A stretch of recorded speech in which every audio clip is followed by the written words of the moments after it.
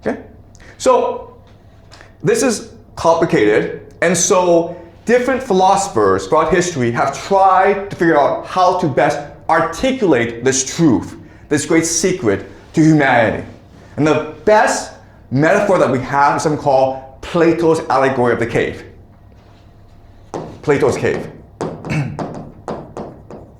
And this helps us understand who we are, where we came from, and where we're going.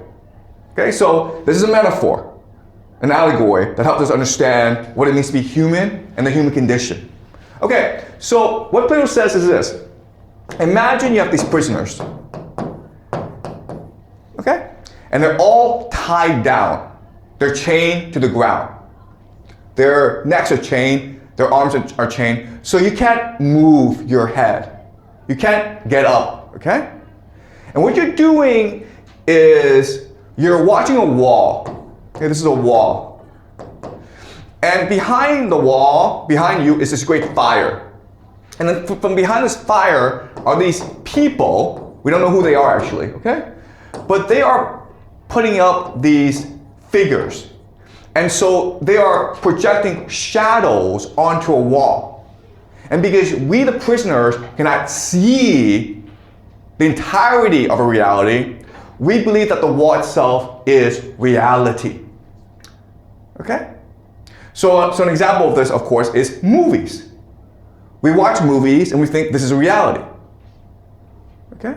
So the question then is, why are these people making this effort to fool us into believing that this wall, these movies, are real? And the answer is because they're trying to enslave us. Okay? Slavery.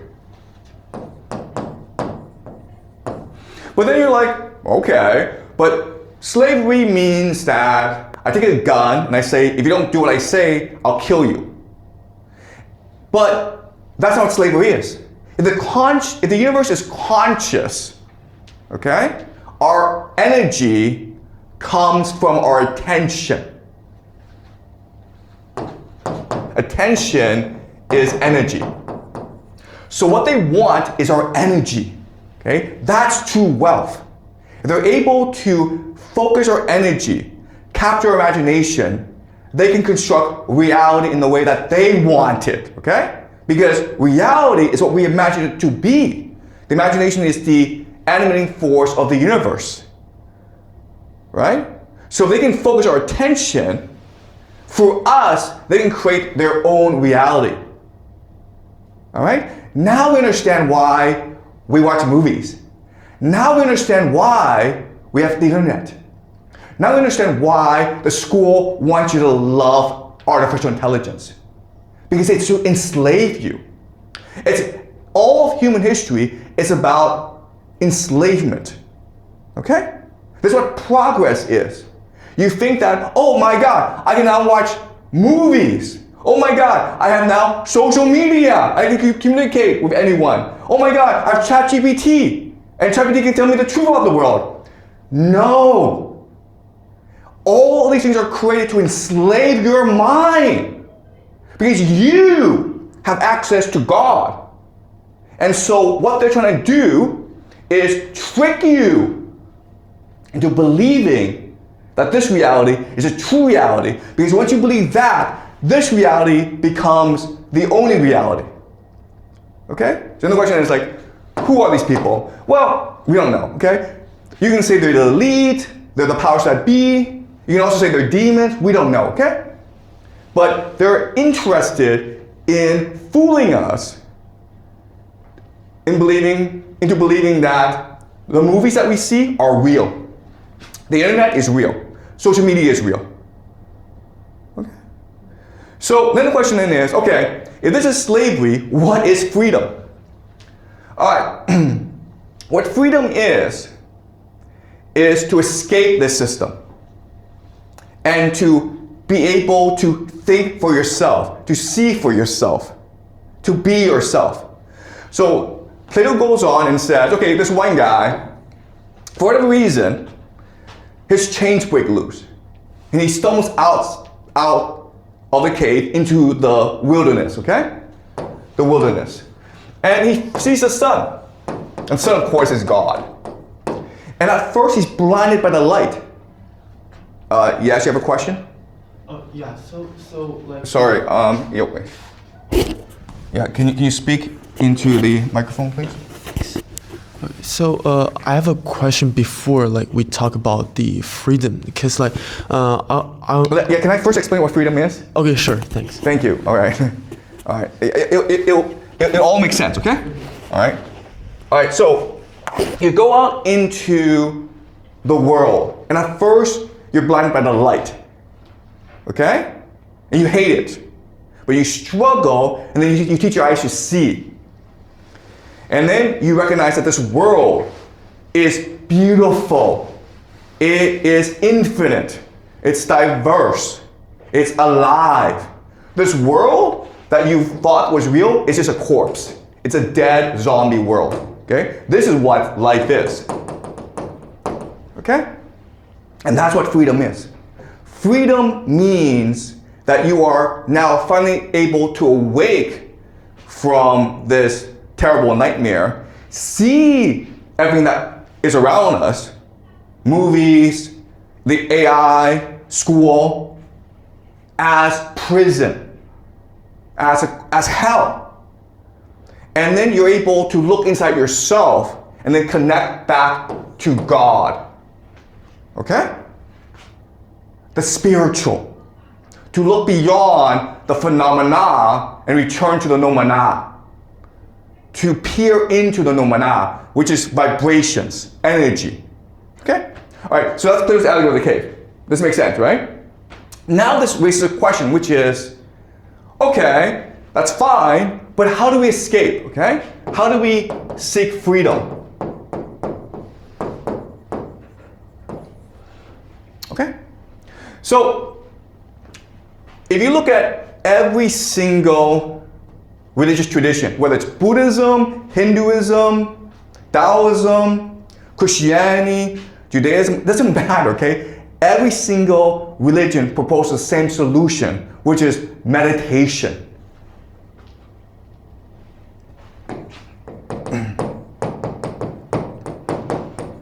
Okay, what is meditation? Okay, so let's start. If the world is vibration, if it flows, there must be a logic to this flow. There must be a certain structure to this movement. Okay? And the Egyptians proposed that what governs this flow is the idea of sacred geometry. Okay? Sacred geometry.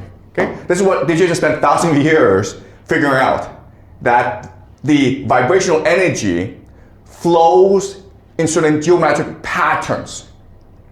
Okay? And these geometric patterns are the basis for the universe itself. So now, if we understand this, sacred geometry, what we can do now is construct our consciousness in a way that allows us to match the vibrational flow of the universe. Okay? To harmonize with the universe. Right? And how do you do that? You do that through breathing, okay? Breath work. Because by breathing, you can structure your consciousness in a way that becomes part of the universe itself.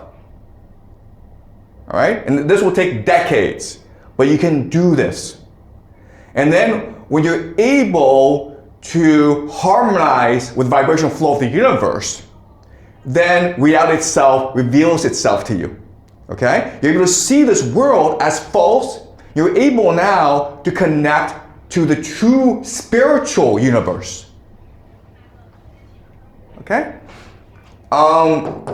So this is true consciousness. And this is what all monks in the world are trying to do. Okay?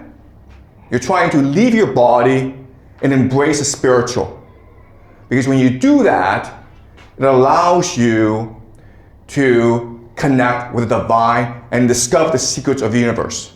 You're able to see both the phenomena as well as the noumena. Okay? And this is a great secret of all religions. This is what all religions practice. At the same time, there are actually some hacks, okay? Hacks.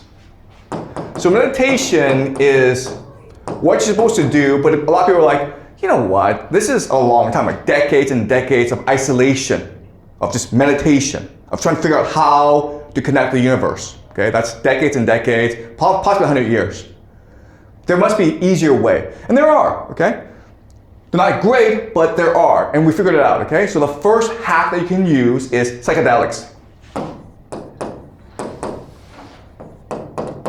Right, so these drugs, and they could be magic mushrooms, they could be ayahuasca, peyote, whatever, okay? But they alter your consciousness in a way that disrupts your left hemisphere and allows you to focus on your right hemisphere, which allows you to see the noumena, okay? When you see the noumena, you're like, oh my God, it's just energy, okay? It's just colors, colors, colors. So if you go online and you see artwork from people who've used psychedelics, you will see that it's very colorful, okay? And it's very strong, it's all vibrational. Okay, so that's one hack. Another hack that you can use is self-denial. Okay, so it's possible you can starve yourself, fasting, okay? It's possible that you go out naked in the cold, okay? But when you collapse your body and you're approaching death, your consciousness shifts into the spiritual, okay? So what's important to understand is death is not the end, death is release. Because this world that we live in, our bodies are the prison. Okay, so don't fear death. It's just part of the natural cycle. Okay, and the third is something called NDEs, near-death experiences. So these are people who don't want to die, but they might be in a car accident or they could have drowned, okay? And they died for like 5 minutes. What happens, and they all come back and say the same thing, when they die, they escape into the spiritual realm and they meet God. Okay? And these are people who don't know each other, but they say the same thing about the near-death experience, which is the world that they go into. It is Plato's world. It's like escaping the cave and going to the world of the light. It is a world of compassion, of love, of forgiveness. It is as though you're connected again with the divine.